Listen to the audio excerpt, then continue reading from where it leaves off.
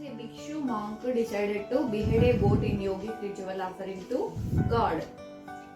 ఒక భిక్షు మాంక్ వచ్చి గోట్ ని దేవుడికి బలివ్వడానికి అని తీసుకెళ్తాడు. గోట్ ని బిహేడ్ చేయడానికి.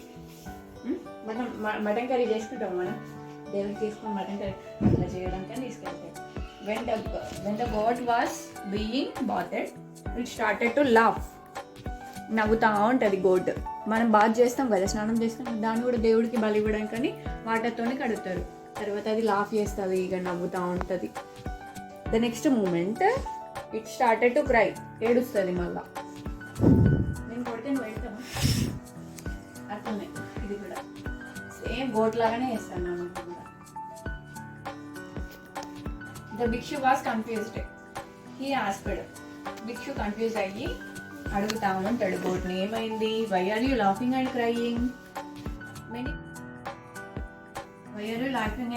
అని గోట్ని మాంక్ అడుగుతాడు కదా. అప్పుడు చెప్తుంది, మెనీ వర్డ్స్ ఎగో, చాలా జన్మల క్రితం, ఐ వాజ్ ఏ భిక్షు, నీలాగే నేను కూడా భిక్షుని, అప్పుడు బిహెడ్ మెనీ గోట్స్, నేను అప్పుడు చాలా గోట్స్ ని బిహెడ్ చేసేసా.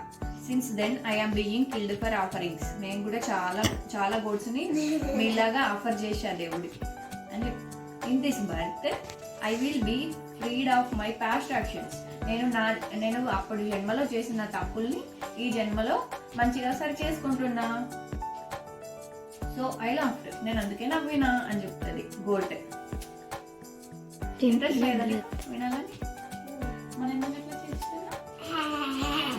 వై డిడ్ యూ క్రై, మరి ఎందుకు ఏడ్చావు అని మాంక్ అడుగుతాడు. అప్పుడు ఏమని చెప్తుంది క్యూరియస్ గా, ఐ క్రైడ్ ఫర్ యూ, నేను నీకోసం ఏడ్చాను. This is the last killing you are making, నన్ను చంపుతున్నావు కదా, నీ ఆఫరింగ్ ఇది లాస్ట్ అని చెప్తుంది.